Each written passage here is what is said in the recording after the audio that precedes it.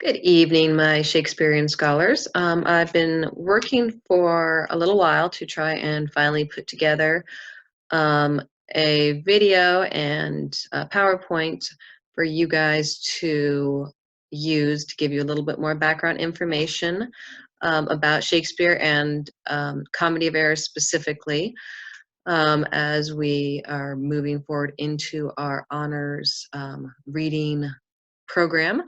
Um, some of these are things you've already learned from your Elements of Comedy video, which I know you guys did a fabulous job on. But I want to retouch on a few things and introduce a little bit of new information as well. First fun fact, Shakespeare actually wrote fewer comedies than any of his other two types of plays. Of course, you know the other two types were his tragedies and his histories. He wrote a lot more tragedies and a fairly large number of histories, but only a handful of his comedies, partly because he was able to draw on a lot of historical figures for his tragedies, and also because comedies were seen as less serious, and so often they were less popular, interestingly enough. Um, the term comedy, of course, comes not from things being funny, but actually, according to the great philosopher Aristotle, the idea was something was a comedy if it ended happily, if the characters overcame obstacles and achieved a well-deserved reward. So, of course, by that token, you can see, sorry about that, that comedies and tragedies are essentially mirrors of each other. Tragedies always start well, the main character is doing fine, and then because of a tragic flaw, which is known as an amartia, which is usually caused by their pride, which is known as hubris, they meet with a tragic end. And that's sort of putting it mildly. In a tragedy, the main character always ends up dead, and usually everyone else dies along with him. Comedies always start with some type of conflict. And as you've watched in the video, the idea is that things are more humorous and endings are much happier and more appreciated when you've overcome something. So the most common obstacles that Shakespeare deals with are things like shipwrecks, separation of families, some kind of family drama, forced marriage, that sort of thing. Um, both comedies and tragedies always have 5 acts, um, like the typical plot diagram, except you see in the first act, we tend to have our exposition. The second act is the rising action, the building up of the conflict and the drama. The climax always takes place in the third act. And then you tend to have in the fourth act a secondary climax. It's one of those situations where just when you think the situation is getting resolved, there's a sort of, but wait, there's more. There's an extra piece of the puzzle that needs to be resolved in that fourth act.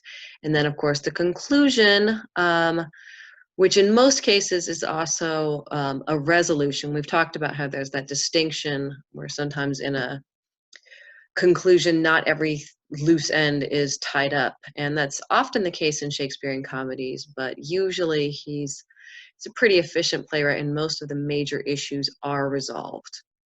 Additionally, most Shakespearean comedies, we watched the video about how there are the absurd elements. One of the big ones, especially that we'll see in Comedy of Errors, is the idea of magic, witchcraft, powers beyond their control at work. And then, of course, there are the traditional absurdities of mistaken identity, disguise. In many Shakespearean comedies, there's the idea of cross-dressing, women, dressing up in men's clothing, which, if you remember, there's sort of an extra comedy element of that, because we know that in Shakespeare's time, women were not allowed to act. So all of the women's roles were played by young men. So in a cross-dressing situation, you have a male actor playing a woman who is dressed up as a man. So there's just kind of an extra silliness and extra absurdity to that.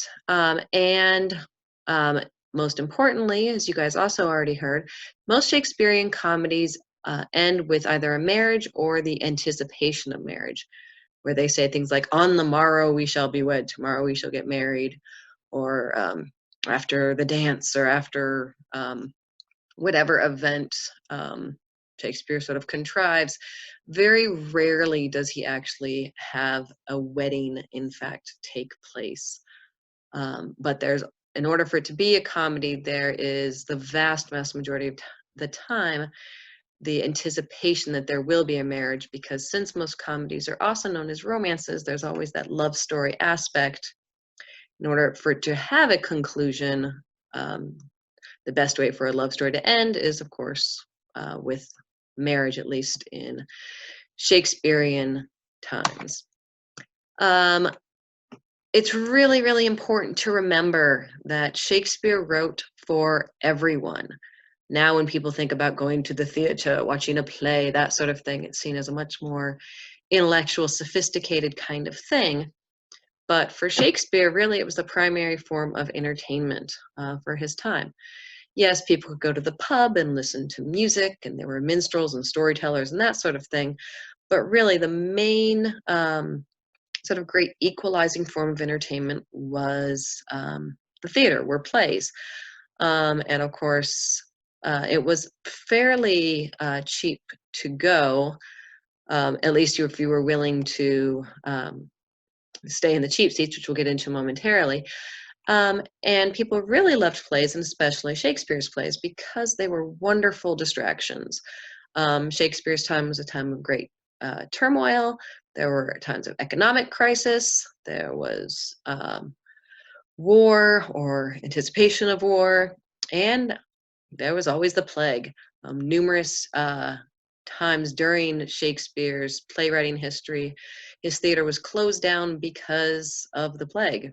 Obviously, they couldn't perform if you have everyone in tight quarters. And there's actually a well-known story that Shakespeare wrote one of his most famous plays, King Lear, during the plague. So we can think about, he was quarantined and he wrote one of the greatest plays of all time. Could be inspiring for us. Nobility tended to have plays held in their homes, castles, etc. They would actually invite the playwright and the cast of the play to come and perform in their great hall, which of course meant that they had to keep the sets and the costumes and the props really simple, because they had to be able to move around.